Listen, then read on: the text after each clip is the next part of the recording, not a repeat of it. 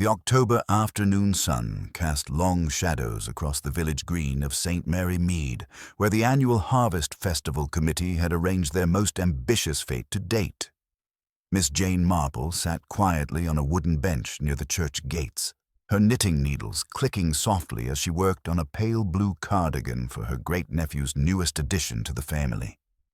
From her vantage point, she could observe the cheerful bustle of villagers setting up stalls and arranging displays with the particular intensity that such occasions invariably inspired in small English communities. Mrs. Dolly Bantry, resplendent in a new autumn coat that she had been eager to display, supervised the arrangement of the prize vegetables with the authority of someone who had been organizing village events since before the war. Her husband, Colonel Arthur Bantry, stood near the coconut shy, engaging young Dr. Haydock in what appeared to be a spirited discussion about the proper trajectory for achieving success at such endeavors. The vicar, Leonard Clement, moved between the various stalls with his characteristic blend of enthusiasm and mild anxiety, clearly hoping that this year's event would surpass the previous autumn's modest success. At the center of the festivities stood the reason for this particular celebration's special significance. Mr. Jasper Fortescue, the village's newest and most prosperous resident, had commissioned the restoration of the ancient church clock as his contribution to the community that had welcomed him over the past year. The clock, silent for nearly a decade due to mechanical failures and lack of funds, was to chime once again at precisely 4 o'clock, marking both the official opening of the fete and Mr. Fortescue's generous integration into St. Mary Mead society. Mr. Fortescue himself, a portly gentleman in his late 50s with a kind of jovial manner that suggested success in business ventures, moved through the gathering with evident satisfaction.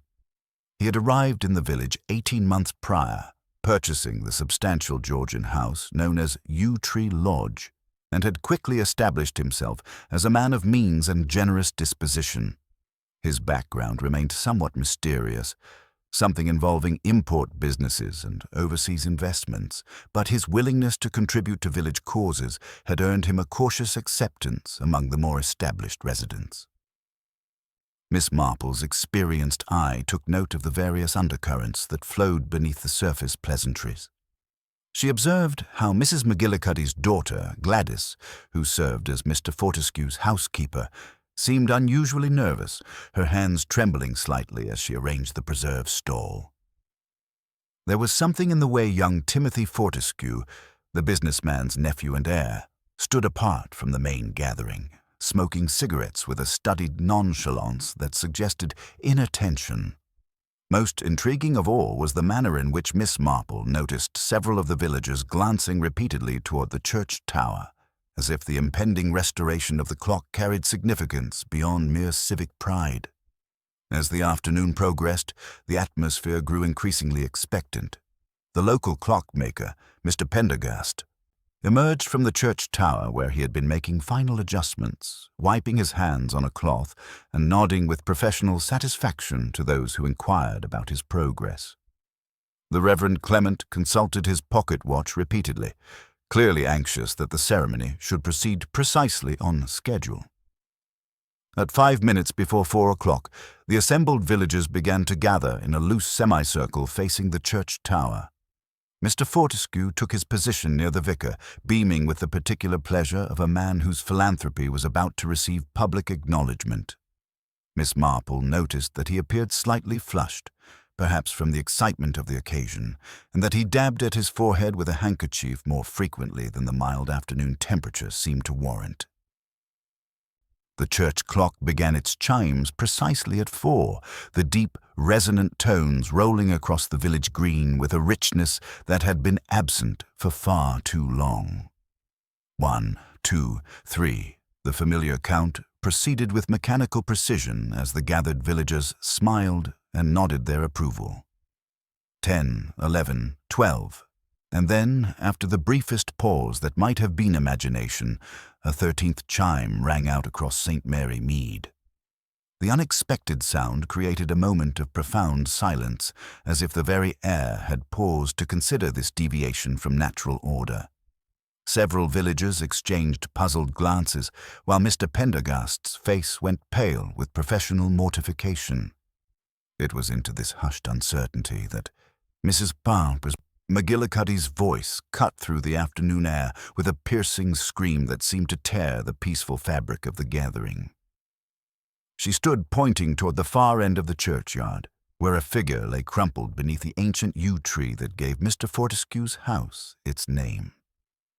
Even from a distance, Miss Marple could see the unnatural stillness of the form, the way the afternoon light caught the silver watch chain that Mr. Fortescue had been so proud to display. Dr. Haydock was already running toward the spot, his medical bag somehow materializing in his hand with the efficiency of long practice. As the crowd began to move in that direction, Miss Marple remained seated for a moment longer, her knitting forgotten in her lap. She had observed, with the particular attention that years of village life had taught her, that the 13th chime had not rung with quite the same resonance as the preceding 12. There had been something different in its tone, something that suggested it had not originated from the church tower at all, but from somewhere much closer to where Mr. Fortescue now lay beneath the yew tree, as still and silent as the clock that had marked his final moments in St. Mary Mead. Dr. Haydock's examination confirmed what the assembled villagers had already begun to suspect with growing dread. Mr. Jasper Fortescue was indeed dead, and the circumstances were far from natural. The doctor's weathered face grew increasingly grave as he conducted his preliminary assessment, his hands moving with the practiced efficiency of someone who had dealt with sudden death before, though rarely in such peaceful surroundings. When he finally rose from beside the body, brushing fallen yew needles from his knees, his expression carried the weight of unwelcome news. "I'm afraid it's quite clear," Dr. Haydock announced to the hushed gathering. "Mr. Fortescue has suffered a severe blow to the head. This was no accident, and certainly no natural death." The words fell like stones into the still afternoon air, shattering the last vestiges of hope that this might be explained away as a simple misfortune.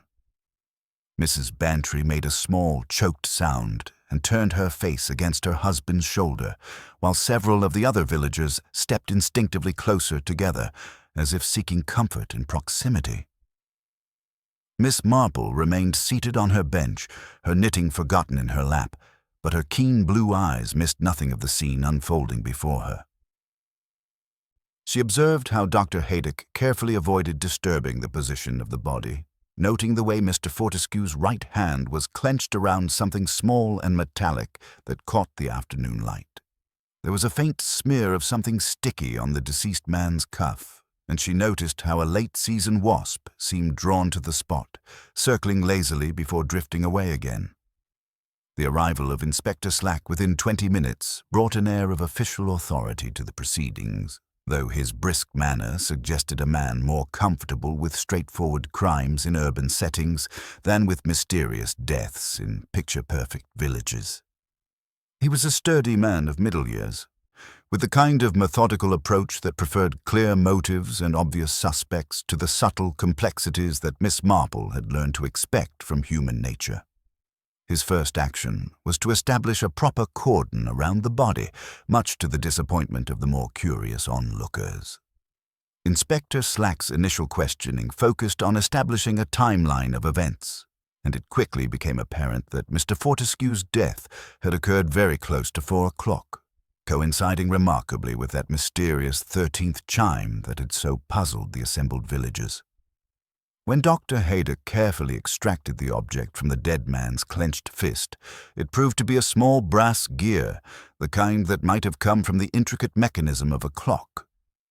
This discovery sent a visible shiver through Mr. Pendergast, the clockmaker, who protested with increasing agitation that such a component could not possibly have come from the church timepiece he had so carefully restored.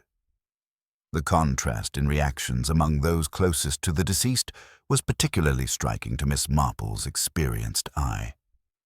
Young Timothy Fortescue, summoned from where he had been standing apart during the ceremony, displayed what might charitably be called composure but which struck her as oddly detached for a man who had just lost his only known relative. His answers to the inspector's questions were precise and cooperative, yet there was something in the way his eyes darted about the gathering that suggested calculation rather than grief. Gladys McGillicuddy, on the other hand, seemed genuinely devastated by her employer's death, weeping quietly as her mother attempted to comfort her. She kept repeating that Mr. Fortescue had been such a kind gentleman, so generous with his staff, though Miss Marple detected an underlying nervousness in her praise that hinted at complications beneath the surface of their professional relationship. As the afternoon shadows lengthened and the inspector continued his methodical examination of the scene, the village gossip began to flow, with the inexorable force of water finding its level. Whispered conversations revealed that while Mr. Fortescue had been welcomed for his generosity, his background remained curiously vague, his business interests mysterious, and his sudden wealth a source of speculation among the more inquisitive residents. The restoration of the church clock, it seemed, had been as much about establishing his place in the community as about civic philanthropy. Miss Marple listened to these murmured revelations with the patient attention of someone who understood that in small villages, the most significant truths often emerged not from official questioning, but from the natural human tendency to share observations and suspicions when extraordinary events disrupted the normal order of things.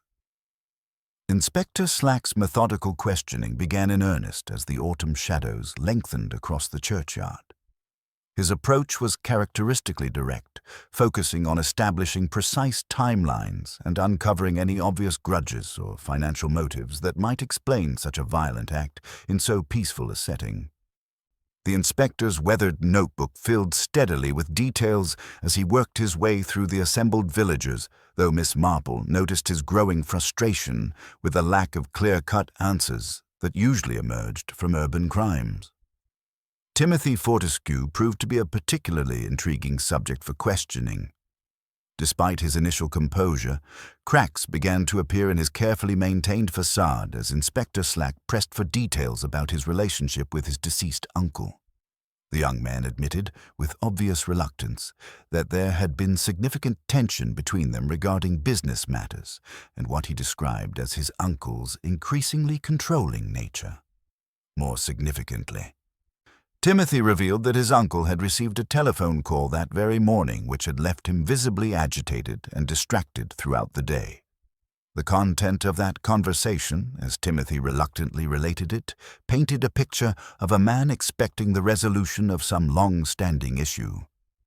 He had overheard fragments including references to settling old accounts and promises made long ago, along with something about an item being returned to its rightful place. When pressed about the caller's identity, Timothy claimed ignorance, though Miss Marple observed the slight hesitation before his denial that suggested he knew more than he was willing to share. Gladys McGillicuddy's testimony, delivered between tears and her mother's protective interventions, provided crucial new evidence that shifted the investigation's focus. She remembered clearly that a note had arrived from Mr. Fortescue at approximately 3:45, brought by young Alf Parsons from the post office. The handwriting, she recalled with the precision of someone who noticed such details, had been distinctly feminine with pretty, rounded loops, quite different from typical masculine correspondence. Mr. Fortescue had read the message quickly and slipped it into his inner coat pocket, with an expression that Gladys described as both pleased and nervous. Even more intriguingly, Gladys had observed her employer carrying a small, square package wrapped in tissue paper as he moved through the festival grounds just before the ceremony. He had been turning it over repeatedly in his hands, as if weighing some important decision. The package had disappeared by the time his body was discovered, adding another layer of mystery to an already complex situation. Mr. Pendergast's examination of the brass gear found clutched in the dead man's hand provided technical insights that deepened rather than resolved the puzzle. The clockmaker's professional assessment confirmed that the component was of exceptional quality, far superior to anything found in ordinary domestic timepieces. The craftsmanship suggested Swiss or German manufacture, the kind of precision work typically reserved for the most expensive chronometers or specialized industrial equipment. Most importantly, Pendergast remained adamant that such a gear could not possibly have originated from the church clock mechanism he had so carefully restored. This revelation prompted Dr. Haydock to mention an observation from a recent social call to Yew Tree Lodge. Among the papers on Mr. Fortescue's desk had been technical manuals relating to clockwork mechanisms, along with detailed diagrams of gear trains and escapement systems. At the time, the doctor had assumed these materials were connected to the church clock restoration project, but their presence now took on a more sinister significance in light of recent events. The village gossip that flowed around the official investigation revealed disturbing undercurrents beneath Mr. Fortescue's public persona. Mrs. Bantry, despite her obvious distress, found herself sharing whispered observations about the deceased man's increasingly secretive behavior in recent weeks. There had been mysterious trips to London conducted with unusual discretion, and several villagers reported seeing unfamiliar visitors arriving at Yew Tree Lodge after dark, their comings and goings observed only by the most vigilant neighbors. Miss Marple absorbed these revelations while maintaining her position as an apparently passive observer, her knitting needles clicking softly as she processed each new piece of information. Her experienced eye had noted several details that seemed to escape the inspector's attention, including the faint, sticky residue on Mr. Fortescue's cuff that continued to attract the attention of late-season wasps. The substance reminded her strongly of the quince preserves that had been displayed at Mrs. Bantry's stall, though she could not yet determine the significance of this connection. The mysterious 13th chime continued to puzzle everyone present, despite Mr. Pendergast's increasingly agitated insistence that the church clock mechanism could not have produced such an aberration. Young Tommy Pierce, the freckled boy who had won a tin alarm clock at the Hoopla, had insisted with the absolute certainty of childhood that the final chime had sounded down here, like from a tin thing, rather than from the church tower. While Inspector Slack dismissed this observation as nervous fancy, Miss Marple found herself paying careful attention to the metallic note of the boy's prize as he played with it near the lich gate. As the official investigation continued and the body was finally removed under the amber glow of hastily arranged lanterns, Inspector Slack's focus began to center on Timothy Fortescue as the most obvious suspect. The young man's inheritance, combined with his admitted tensions with his uncle and his inability to provide a completely solid alibi for the crucial moments around 4 o'clock, made him an attractive candidate for a straightforward resolution to the case. However, Miss Marple found herself increasingly troubled by elements that suggested a far more complex situation than a simple family murder motivated by greed. The careful positioning of the body beneath the yew tree, the mysterious package that had disappeared, and the feminine handwriting of that final note all pointed to a carefully orchestrated plan that went beyond mere opportunistic violence.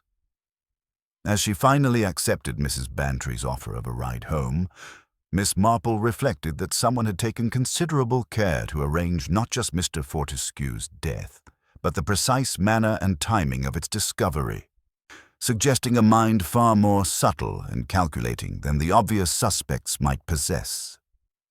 The evening shadows had settled over St. Mary Mead by the time Miss Marple returned to her cottage, her mind turning over the day's disturbing events with the methodical precision she applied to her most challenging knitting patterns. She prepared her customary cup of tea and settled into her favorite chair, but her needles remained idle in her lap as she considered the various threads of evidence that seemed to pull in different directions. The sticky residue on Mr. Fortescue's cuff, the mysterious 13th chime, and most particularly the careful positioning of the body beneath the yew tree, all suggested a level of planning that went far beyond spontaneous violence. Inspector Slack arrived at her door the following morning with the brisk efficiency that characterized his approach to criminal investigation. though Miss Marple detected an underlying frustration in his manner that suggested the case was not proceeding as straightforwardly as he had hoped. Over tea and seed cake, he confirmed what she had already suspected from careful observation of the crime scene. The note that Gladys McGillicuddy had so clearly remembered delivering to Mr. Fortescue was nowhere to be found among his effects, despite a thorough search of his clothing and immediate surroundings. This discovery prompted Miss Marple to make her own discreet inquiries, beginning with young Alf Parsons at the post office. The boy's description of the mysterious correspondent proved illuminating in its precision. The lady who had requested immediate delivery had worn grey gloves and spoken in cultured tones, though she had kept her face carefully averted. Most intriguingly, the note itself had been written on pale blue paper, with a kind of elegant penmanship that suggested both education and deliberate care in its composition. The faint scent that had clung to the paper reminded Alf of violets, a detail that Miss Marple filed away with the particular attention she reserved for seemingly insignificant observations. Her subsequent visit to Yew Tree Lodge, ostensibly to offer comfort to the grieving household staff, revealed additional evidence that deepened the mystery considerably. The drawing-room bore subtle signs of disturbance that only the most observant eye would notice. A circular mark in the dust on the mantelpiece suggested that a glass dome had recently been removed, the kind typically used to protect delicate mechanical devices. More significantly, she discovered among the tea things a crumpled piece of tissue paper bearing traces of a dark, fine oil, and that same sticky sweetness that had attracted the wasps to Mr. Fortescue's clothing. Gladys McGillicuddy's emotional recollections provided crucial details about her employer's final day. Mr. Fortescue had indeed received a telephone call that morning which had left him visibly agitated, followed by the arrival of the mysterious note that had seemed to restore his spirits considerably. Most puzzling of all, he had retrieved his old pocket watch from a drawer and made particular mention of keeping proper time, a phrase that took on sinister significance in light of subsequent events. The missing package that several witnesses had observed him carrying remained unaccounted for, adding another layer to an increasingly complex puzzle. Inspector Slack's investigation had uncovered disturbing evidence of nocturnal activity at Yew Tree Lodge. Fresh tire tracks in the drive suggested that someone had visited the property during the night hours, driving with apparent urgency and departing before the police surveillance could detect their presence. The tracks were narrow and deep, indicating a lighter vehicle quite different from the official cars that had legitimate business at the scene. More alarming still was Gladys's revelation that Mr. Fortescue's study had been thoroughly searched some time before his death, with papers scattered and drawers rifled in a manner that suggested someone had been seeking specific documents or objects. The technical analysis of the brass gear found clutched in the victim's hand continued to puzzle Mr. Pendergast, whose professional examination revealed maker's marks indicating Swiss manufacture of the highest quality. Such precision components were typically reserved for industrial timing mechanisms, far beyond the scope of ordinary domestic clocks. This discovery, combined with Dr. Haydock's observation of technical manuals in Mr. Fortescue's study, suggested connections to specialized business interests that remained frustratingly opaque. As Inspector Slack prepared to focus his investigation more intensively on Timothy Fortescue, Miss Marple found herself increasingly convinced that the young man, despite his obvious nervousness and weak alibi, was not the calculating mind behind such an elaborate scheme. The careful timing of the murder to coincide with the clock ceremony, the missing package, the feminine correspondence, and the industrial-grade precision of the evidence all pointed to someone with intimate knowledge of both Mr. Fortescue's habits and the village's routines. The true murderer, she reflected, was someone who understood that in small communities, the most effective deceptions were often hidden in plain sight, disguised as the ordinary interactions that formed the fabric of daily life. Miss Marple's conviction that the solution lay hidden among the seemingly ordinary details of village life prompted her to undertake a more systematic examination of the events surrounding Mr. Fortescue's death. Her methodical nature, honed by decades of observing human behavior in all its complexity, told her that the truth would emerge not from Inspector Slack's direct approach, but from the careful assembly of those small inconsistencies that others had dismissed as irrelevant. Her first stop the following morning was the church tower, where she found Mr. Pendergast making obsessive adjustments to the restored clock mechanism. The clockmaker's professional distress was evident in every gesture, as he repeatedly demonstrated that his work could not possibly have produced the mysterious 13th chime. However, it was during this visit that Miss Marple made a discovery that transformed her understanding of the entire crime. Hidden among the technical drawings and spare components in Pendergast's toolbox lay a small brass gear identical to the one found clutched in Mr. Fortescue's hand. The clockmaker's explanation of this duplicate proved both illuminating and deeply troubling. 3 weeks earlier, a lady claiming to represent Mr. Fortescue had delivered the gear with specific instructions for its incorporation into the church clock as a commemorative element. The woman had worn gray gloves and spoken in cultured tones, carefully avoiding direct observation while displaying an impressive knowledge of mechanical engineering. When Pendergast had attempted to contact Mr. Fortescue directly to confirm these unusual instructions, he had been told that the gentleman was traveling on business and preferred not to be disturbed. This revelation prompted Miss Marple to seek out Mrs. Bantry, whose sharp eye for village social dynamics had always proven invaluable in understanding the undercurrents of local life. Over tea in the comfortable sitting room at Gossington Hall, Mrs. Bantry's recollections painted a picture of careful surveillance and planning. She remembered clearly a woman in a soft grey suit who had lingered near the preserve stall just before 4 o'clock, her presence marked by the distinctive scent of violets that seemed to cling to the autumn air. The same figure had been observed near the path by the yew tree, moving away discreetly when the church bell began its fateful chimes. Even more significantly, Mrs.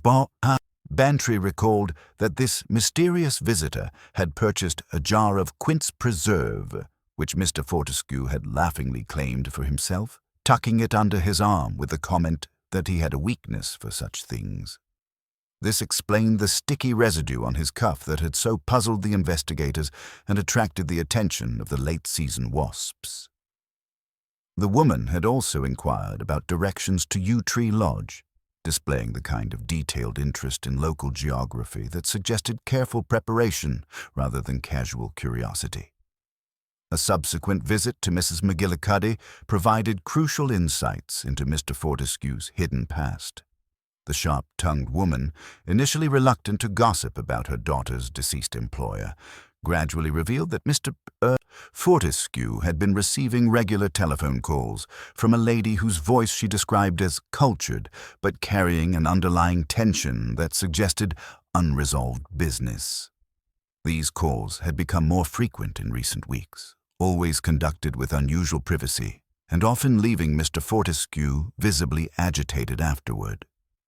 While Inspector Slack continued to focus his investigation on Timothy Fortescue, building a case based on inheritance motives and the young man's admittedly weak alibi, Miss Marple found herself increasingly convinced that the true murderer possessed a far more sophisticated understanding of both mechanical devices and human psychology. The careful timing of the crime to coincide with the clock ceremony, the planted evidence of the duplicate gear, and the meticulous planning evident in every aspect of the murder suggested someone with both technical knowledge and a deep personal grudge against the victim. The discovery of a small fragment of pale blue paper near the yew tree's roots, still carrying the faint scent of violets despite exposure to the night's dampness, provided physical confirmation of Miss Marple's growing theory. Someone had orchestrated not just Mr. Fortescue's death, but the entire sequence of events surrounding it, using the harvest festival and clock restoration as cover for an elaborate and patient revenge. The question that remained was identifying this mysterious woman whose careful planning and intimate knowledge of both Mr. Fortescue's habits and the village's routines had enabled her to commit what appeared to be the perfect crime. As the afternoon shadows lengthened across St. Mary Mead, Miss Marple reflected that the solution lay not in the obvious motives of money or family disputes, but in the darker realm of old secrets and carefully nurtured grievances that could drive someone to such elaborate vengeance. The woman in grey gloves was no stranger to Mr. Fortescue, but rather someone from his past whose patience had finally been exhausted, leading to a reckoning timed with the precision of the very clockwork that had provided both the setting and the method for his demise. Miss Marple's growing certainty about the woman in grey gloves prompted her to abandon the passive observation that had served her so well in favor of more direct investigation. Her methodical nature, refined through decades of village life, told her that the truth lay not in Inspector Slack's straightforward approach, but in the careful assembly of those seemingly insignificant details that others had dismissed as irrelevant. The technical precision evident in every aspect of the crime suggested someone with specialized knowledge, while the emotional undercurrents pointed to grievances that had been carefully nurtured over considerable time. Her first systematic examination of the crime scene yielded discoveries that transformed her understanding of the murder's execution. Hidden among the yew tree's roots, she found a minuscule felt pad of the type used to soften the striking mechanism in precision timepieces, along with a bright threaded screw barely larger than a pea. These components, overlooked by the official investigation, suggested that a portable striking clock had been brought to the scene and activated at precisely the right moment to create the mysterious 13th chime. The circular dust mark on Mr. Fortescue's mantelpiece and the oil-stained tissue paper among his tea things now made perfect sense as evidence of a small clock under glass that had been carefully transported and positioned. The breakthrough in understanding Mr. Fortescue's hidden past came through Miss Marple's discovery of a photograph concealed within the pages of a technical manual on precision timepieces. The image showed a younger Fortescue standing beside an elegant woman in front of what appeared to be a Swiss clock-making workshop. On the reverse, written in the same distinctive handwriting that had characterized the mysterious correspondence, were the words "Marguerite and Jasper, Geneva 1934, before everything changed." This single photograph opened a window into a past that explained both the technical sophistication of the crime and the deep personal motivation behind it.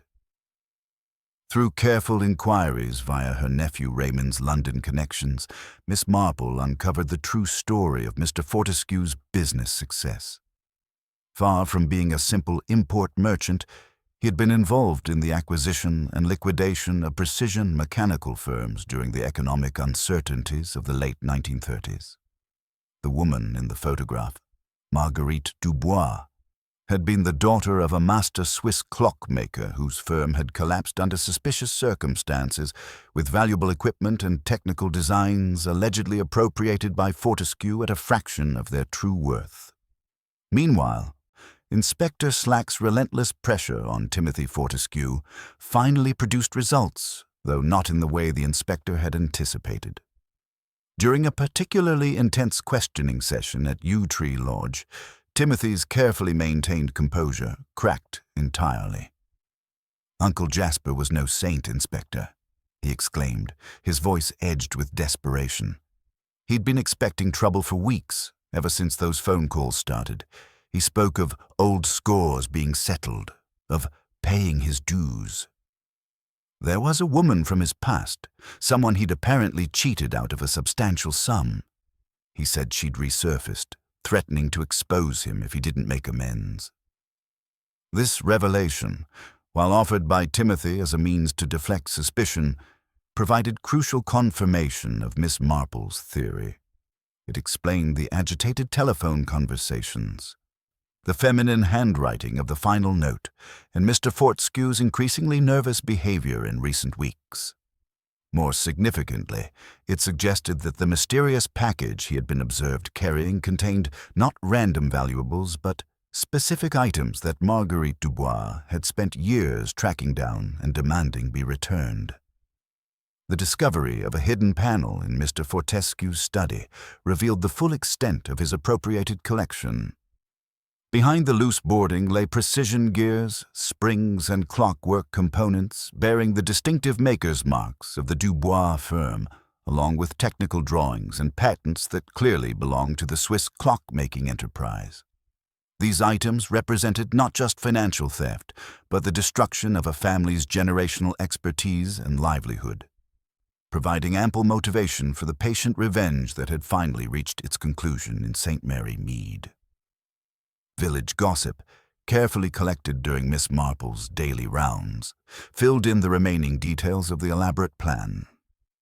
Mrs. Bantry recalled the woman in grey who had purchased quince preserves and inquired about directions with the detailed interest of someone conducting surveillance. The vicar remembered the visitor who had requested precise timing information for the festival events, remarking almost to herself that 13 is an unlucky number except when one requires it. Mr. Pendergast's agitated report of missing strike wheels from his workshop revealed how the murderer had acquired the components necessary to create her portable chiming device. As the complete picture emerged, Miss Marple realized that what appeared to be a simple murder was actually something far more complex and carefully orchestrated. Marguerite Dubois had not merely sought revenge for past wrongs, but had executed a precise retrieval operation designed to recover her family's stolen heritage while ensuring that justice was served. The harvest festival and clock restoration ceremony had provided perfect cover for a plan that combined technical expertise with an intimate understanding of village life and human psychology. The woman who had waited nearly 20 years for her opportunity had finally found the perfect moment to strike, using every aspect of the celebration to mask her true purpose. The 13th chime, the positioned body, and the planted evidence were all elements of a scheme designed to ensure that Mr. Pierre Fortescue's crimes were exposed while the true perpetrator remained safely beyond the reach of conventional investigation. Miss Marple reflected that such patience and calculation revealed a mind that understood not only the intricate mechanisms of clockwork, but the even more complex machinery of human nature and the inevitable consequences of long-buried guilt. The discovery of additional evidence at Yew Tree Lodge came not through Inspector Slack's methodical search, but through the kind of careful observation that Miss Marple had learned to value above official procedure. During her morning visit to comfort the household staff, she noticed that Gladys McGillicuddy seemed even more distressed than grief alone could explain. The young woman's hands trembled as she served tea, and her eyes darted repeatedly toward the windows with the nervous vigilance of someone expecting unwelcome visitors. The source of Gladys's renewed anxiety became clear when she finally confessed to receiving another note, delivered during the night through the simple expedient of being slipped under the kitchen door. The message, written in the same distinctive feminine handwriting that had characterized Mr. Fortescue's final correspondence, carried a tone of cultured menace that made its meaning unmistakable. Discretion regarding recent events would be wise, the note read in elegant script. Village gossip can prove hazardous to one's health, particularly when it concerns matters that are best left undisturbed.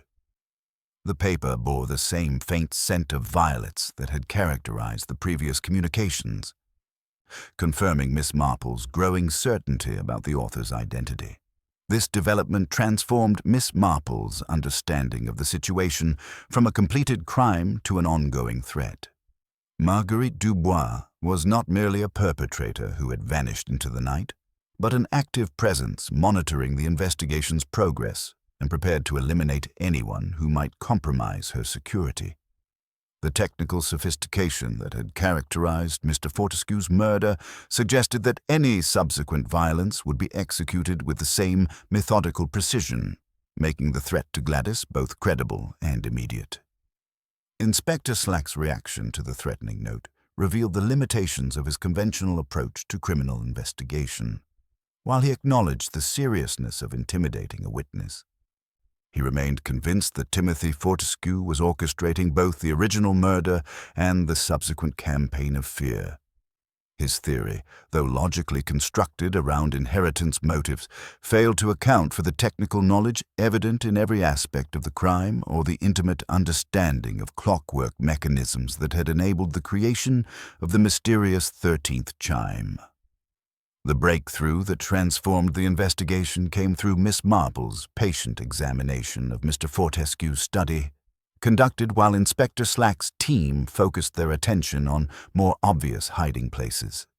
Her experienced eye noticed subtle variations in the oak paneling that suggested concealed construction, leading to the discovery of an ingeniously hidden compartment behind what appeared to be solid wood.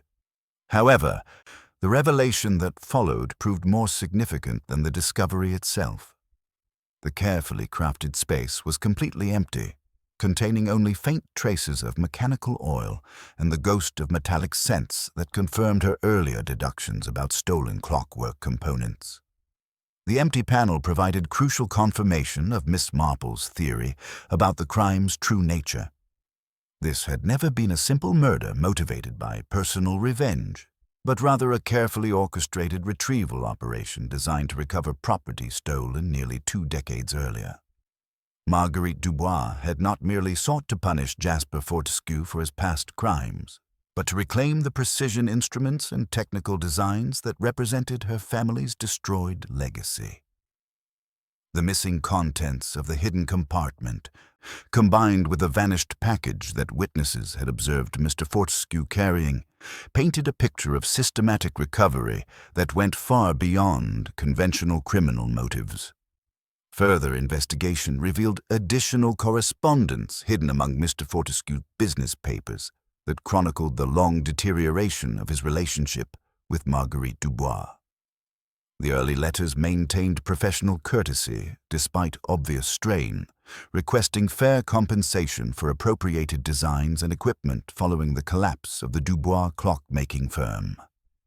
However, the later messages revealed growing desperation and eventually bitter accusation as legal remedies proved ineffective against a man with sufficient resources to obscure his appropriation of technical innovations. The final letter in this sequence, dated just 3 weeks before the murder, marked a decisive shift in both tone and intent. Rather than pleading for justice or threatening legal action, Marguerite's words carried the cold certainty of someone who had abandoned hope of conventional resolution.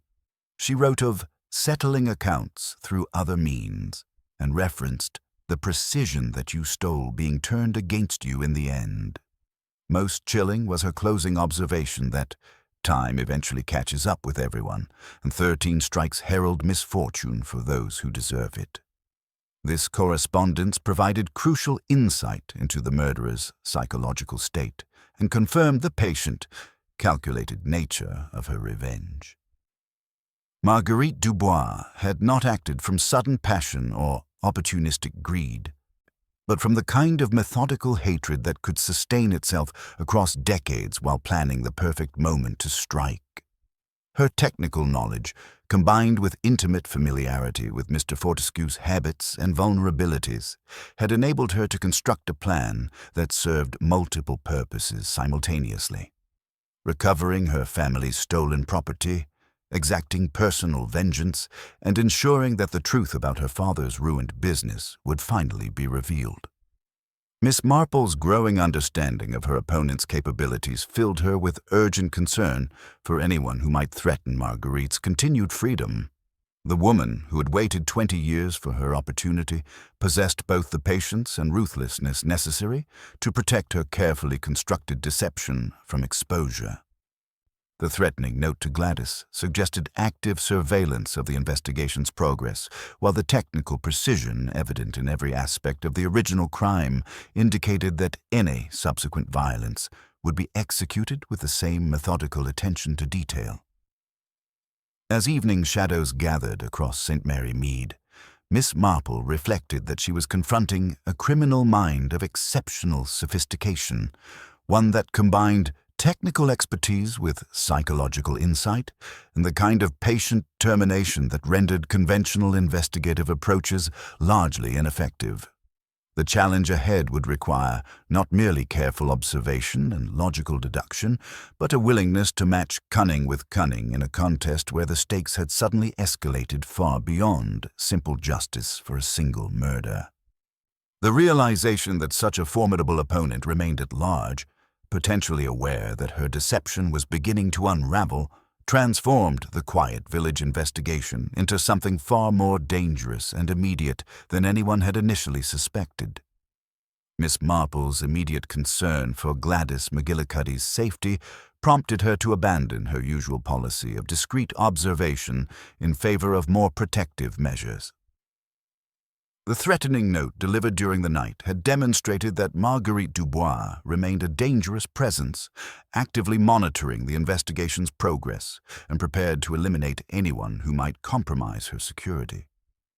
Rather than rely on Inspector Slack's conventional approach, which had already proven inadequate to the sophistication of their opponent, Miss Marple invited the frightened young woman to stay at her cottage until the danger passed. This arrangement, presented as natural concern for someone grieving her employer's death, provided both security and an invaluable opportunity to gather additional information that had been overlooked during the official questioning. Under the comforting influence of tea and gentle encouragement, Gladys revealed crucial details about Mr. Fortescue's behavior during his final weeks. Most significantly, she had partially overheard a telephone conversation 3 days before the murder, in which Mr. Fortescue had spoken with obvious agitation to someone he addressed as Marguerite. His voice had carried the particular tension of a man confronting long-avoided consequences, and Gladys had distinctly heard him say, "The festival will provide the perfect opportunity, but you must understand the risks involved." The discovery of Mr. Fortescue's personal diary, hidden beneath loose floorboards in his bedroom during Miss Marple's systematic search of Yew Tree Lodge, transformed her understanding of the crime entirely. The entries from his final weeks revealed a man increasingly tormented by conscience and fear, aware that his past crimes were finally catching up with him. "She knows where I am now," he had written just 5 days before his death. "The bills always come due eventually, and mine has been accumulating interest for 20 years. Perhaps it's time to face the music and hope for mercy that I probably don't deserve." Even more revealing was his final entry, made on the morning of his death with the careful penmanship of someone documenting what he believed might be his last words. "Today, I will either find redemption or meet my fate. M has agreed to accept the return of her father's property in exchange for her silence, but I fear her hatred runs too deep for such simple resolution. If something happens to me, let it be known that I brought this upon myself through actions I have regretted every day since 1934. This confession provided crucial insight into both the victim's state of mind and the murderer's probable motivation, suggesting that what had begun as an attempt at restitution had escalated into something far more violent and final. The realization that Mr. Fortescue had been complicit in arranging the circumstances of his own death added layers of moral complexity that explained much about the crime's execution. Marguerite Dubois had not simply stalked and murdered her victim, but had negotiated with him directly, using his guilt and fear to lure him into a situation where justice could be administered according to her own terms.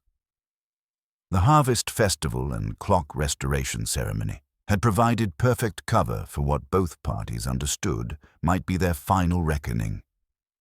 However, Inspector Slack's continued focus on Timothy Fortescue as the primary suspect created a dangerous blind spot in the official investigation, one that Marguerite was undoubtedly exploiting to maintain her freedom of movement. Miss Marple's attempts to redirect the inspector's attention toward evidence of outside involvement met with polite but firm resistance, as Slack remained convinced that family disputes and inheritance motives provided sufficient explanation for the crime. His dismissal of the threatening note as Timothy's clumsy attempt to deflect suspicion demonstrated the kind of tunnel vision that allowed sophisticated criminals to operate with impunity. Recognizing that conventional investigative approaches would prove inadequate against such a calculating opponent, Miss Marple decided to employ the village's most potent weapon in her psychological campaign. She arranged what appeared to be a casual afternoon tea with Mrs. Bantry at Gossington Hall, knowing that any significant pronouncement made in such a setting would ripple through St. Brier, Mary Mead faster than news of a royal engagement. Over cups of Ceylon tea and delicate cucumber sandwiches, Miss Marple steered the conversation toward the perplexing mystery of the 13th chime with the careful precision of someone setting a particularly delicate trap. "It's so curious, isn't it, Dolly?" she mused, her knitting needles clicking softly as she worked. "That final, discordant note. Mr. Pendergast insists his work was perfect, and I quite believe him. It suggests that the chime came not from the church clock at all, but from something quite different, something perhaps designed to mimic it." She paused, allowing the implications to settle like sediment in still water. What if that device contained a component so utterly unique, so distinctive in its craftsmanship, that it could only have come from one particular source? A component that bore identifying marks linking it directly to its maker. The crucial element of her strategy came in the form of carefully constructed misinformation, delivered with the casual authority of someone sharing privileged knowledge.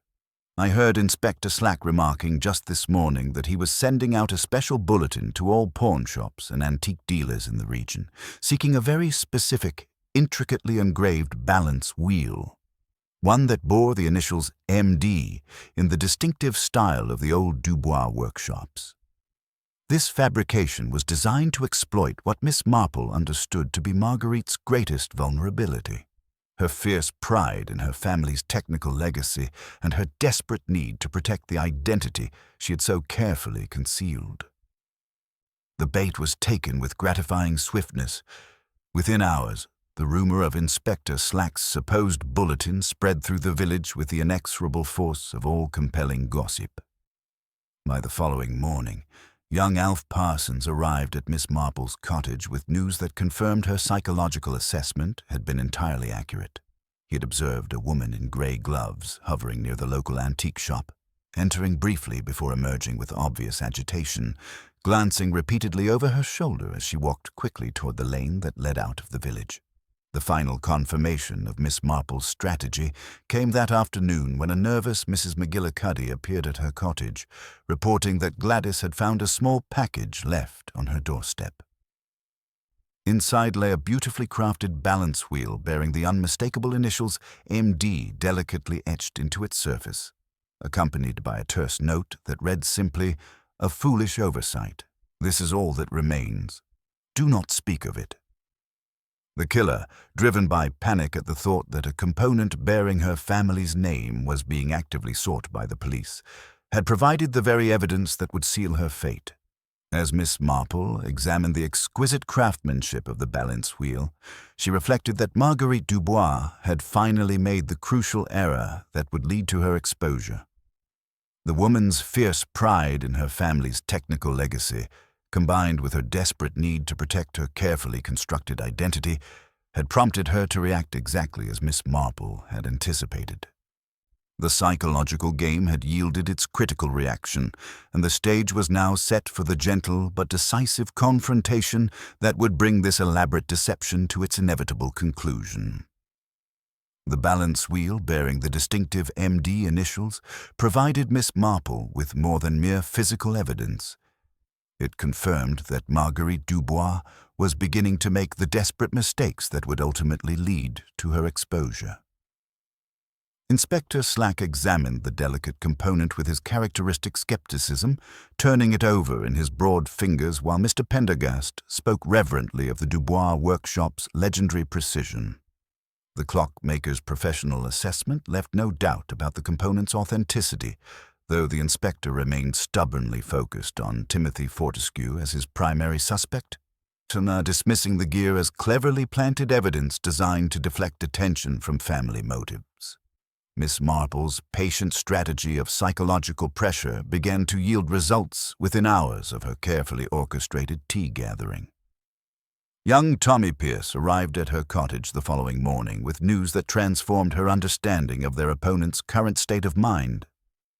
He had observed a woman in grey examining the church tower from various angles, making notes in a small leather book with the methodical attention of someone conducting technical reconnaissance.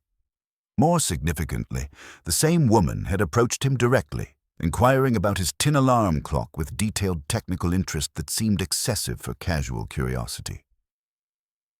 The boy's sharp observations revealed crucial details about Marguerite's deteriorating composure.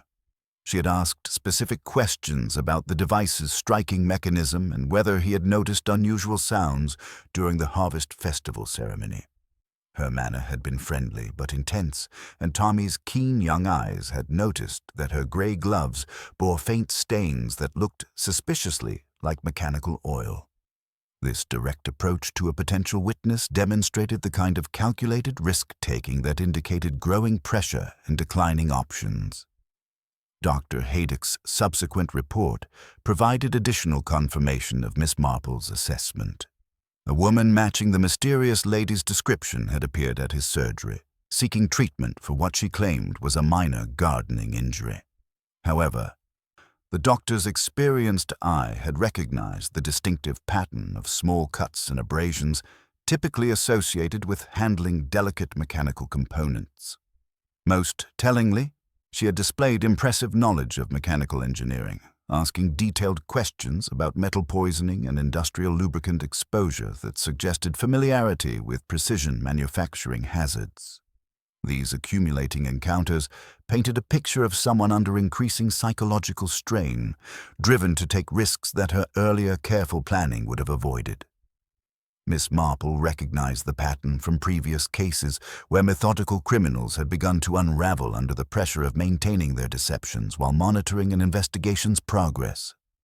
The woman's technical curiosity about potential evidence, combined with her direct approaches to witnesses, indicated that the careful patience which had sustained her 20-year quest for revenge was finally beginning to crack. The crucial breakthrough came through Miss Marple's systematic examination of the crime scene, conducted while Inspector Slack's team focused their attention elsewhere. Her experienced eye noticed subtle disturbances in the church vestry that others had overlooked, leading to the discovery of a stoneware urn used to store florist's wire. Hidden within lay the small chiming apparatus that had produced the mysterious 13th chime, a compact device capable of one clear, discordant note. The mechanism's felted components and precise construction confirmed her theory about the crime's execution, while its concealment in the one place nobody suspected demonstrated the murderer's intimate knowledge of village routines. As evening shadows gathered across St. Mary Mead, Miss Marple prepared her final gambit with the methodical precision that had served her so well throughout the investigation. She arranged what appeared to be a precious package on her sitting-room table, positioned where lamplight would make it gleam through the curtained window. The bait was carefully designed to exploit what she understood to be Marguerite's greatest vulnerability. Her fierce pride in her family's technical legacy, combined with her desperate need to control every aspect of her carefully constructed deception. The attempt came near midnight with the soft, practiced rasp of a latch eased by someone who knew how to work around the obstinacy of old wood. Miss Marple remained perfectly still in her chair as a shadow slid across the window and a gloved hand reached for the package with expert delicacy.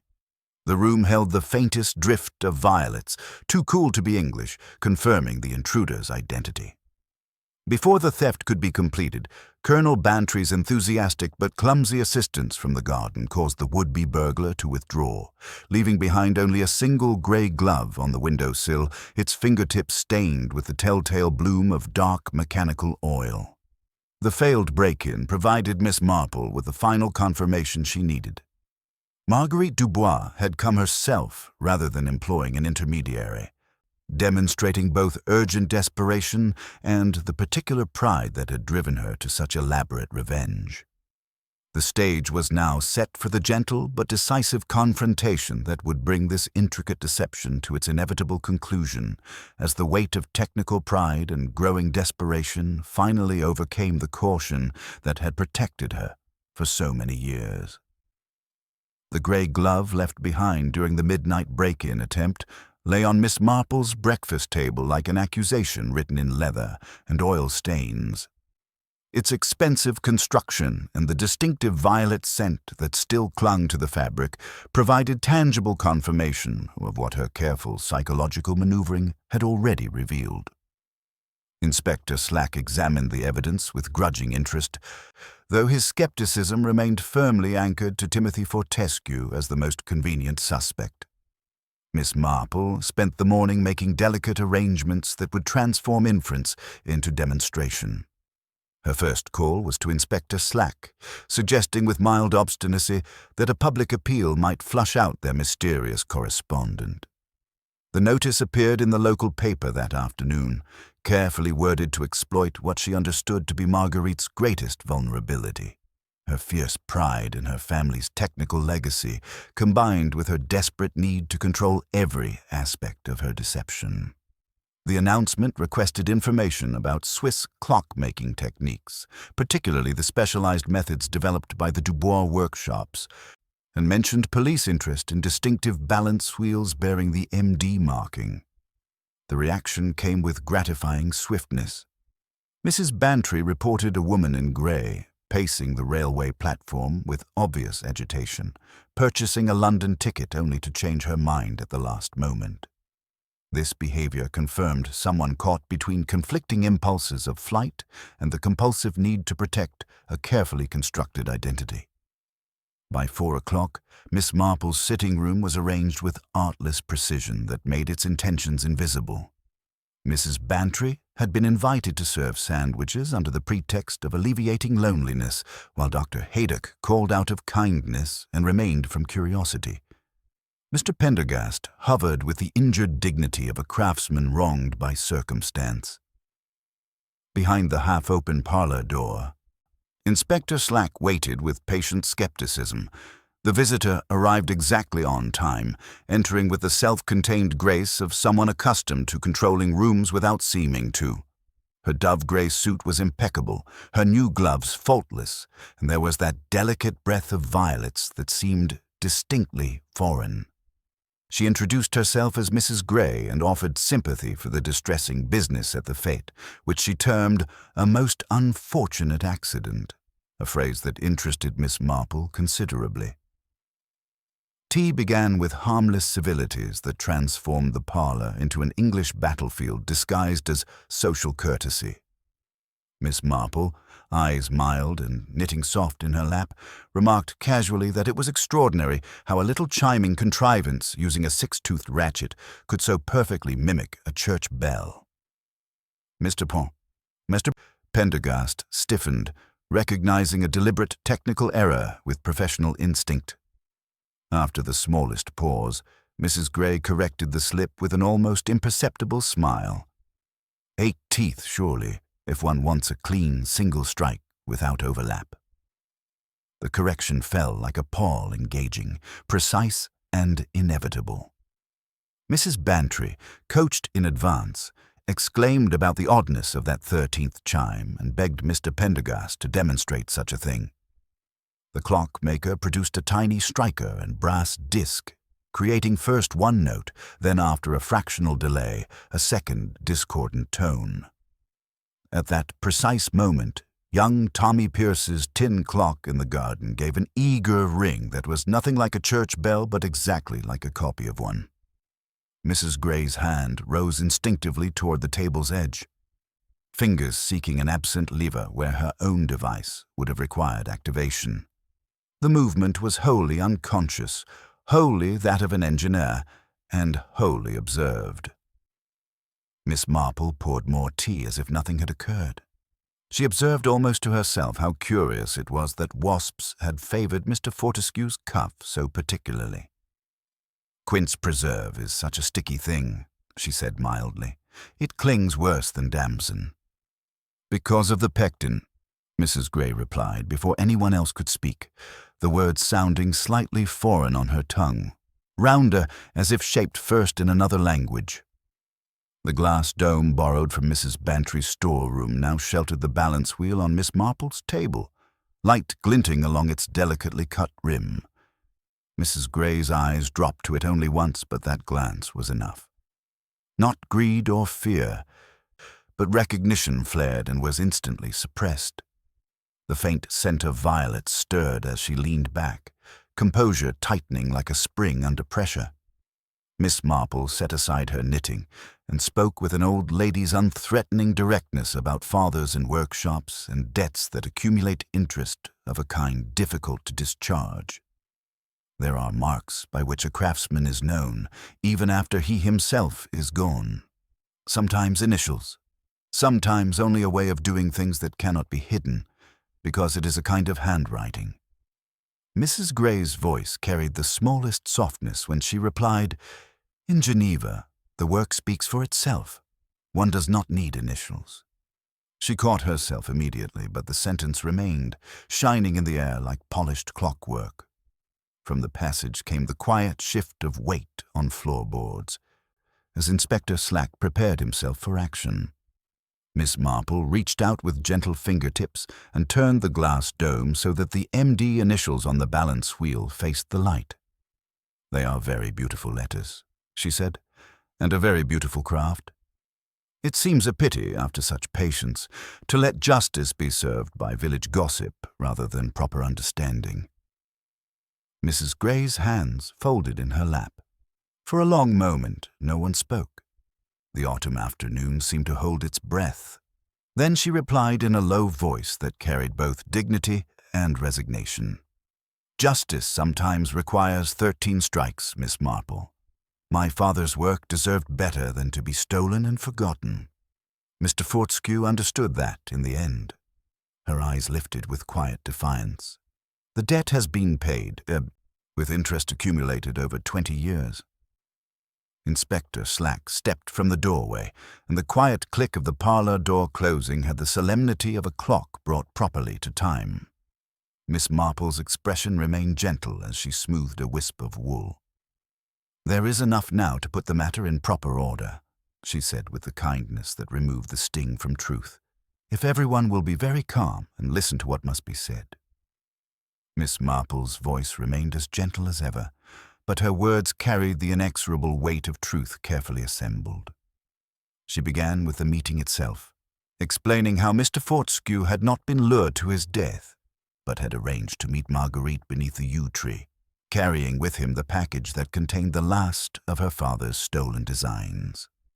The circular mark of dust on his mantelpiece and the oil-stained tissue paper among his tea things confirmed that he had brought the small clock under glass as both token and proof that restitution would finally be made. "The 13th chime was your signature," Miss Marple continued, her knitting needles clicking softly. "Not from Mr. Pendergast's perfect restoration, but from a device you had crafted using components from your father's destroyed workshop. 8 teeth on the striking wheel, felted to muffle the mechanism, hidden in the vestry, where only someone familiar with parish routines would think to look. The note you sent confirmed the appointment, but by then you had already decided that simple return of property would not satisfy 20 years of patient grievance." Marguerite Dubois listened with the composed dignity of someone whose carefully constructed deception had finally been unraveled by a mind as precise as her own. When Miss Marple paused, she spoke with quiet authority, her cultured voice carrying no trace of denial or regret. "My father was a master craftsman whose work was stolen piece by piece, design by intricate design. Jasper Fortescue built his fortune on appropriated genius, while we were reduced to poverty and obscurity.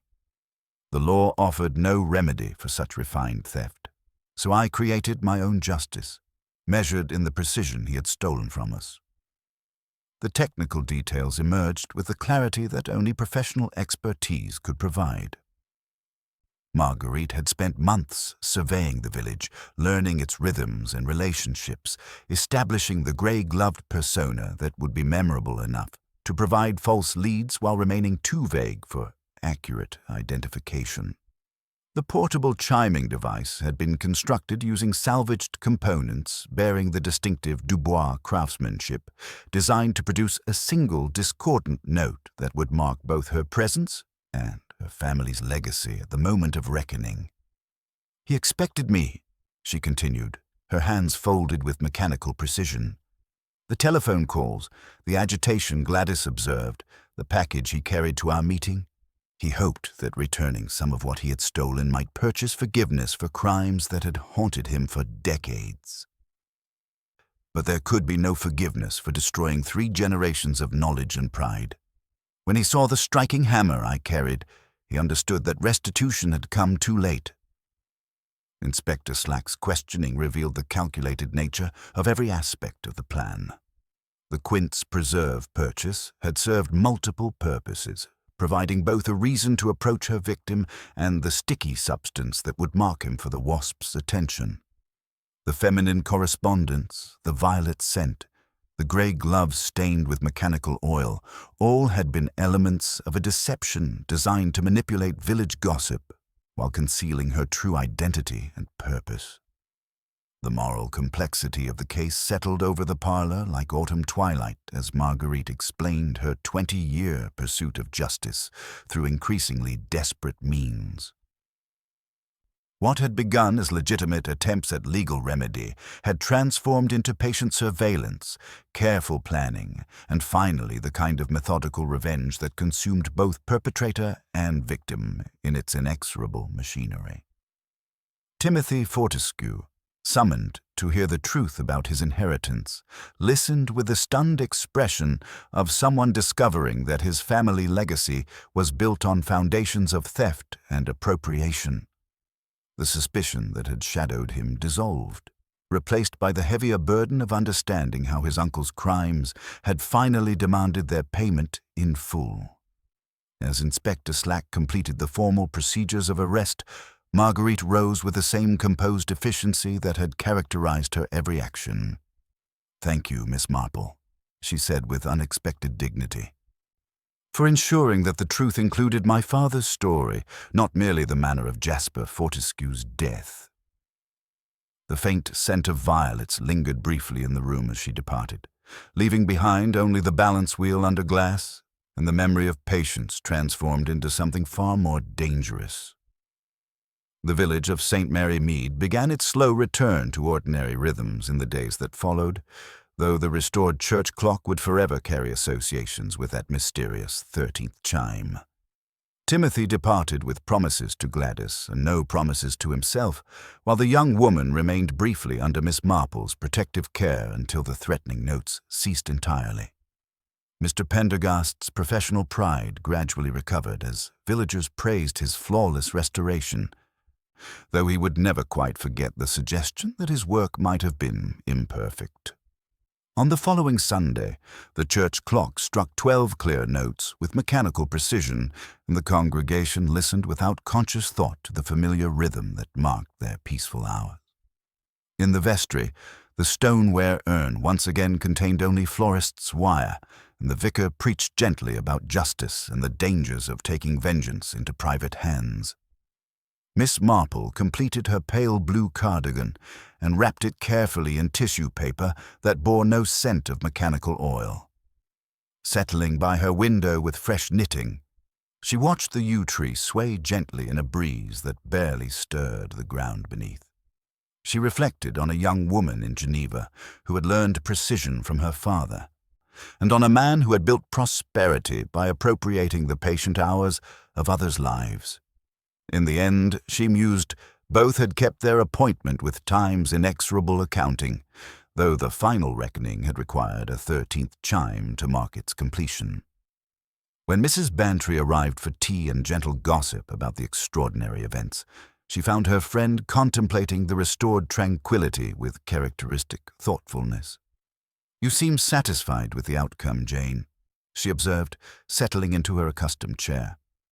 "Not satisfied," Miss Marple corrected gently, her needles resuming their soft rhythm, "but relieved that truth has been properly sorted from deception. It is such a comfort when things strike as they ought, though one must always remember that when a clock strikes 13, someone has deliberately chosen to make it so. She poured tea with steady hands, the amber stream catching afternoon light as it filled the delicate cups. Outside her window, St. Mary Mead continued its orderly existence with just enough underlying unease to keep human nature honest, while the church clock marked the passing hours with the reliable precision that made village life both predictable and, in its own quiet way, eternally surprising.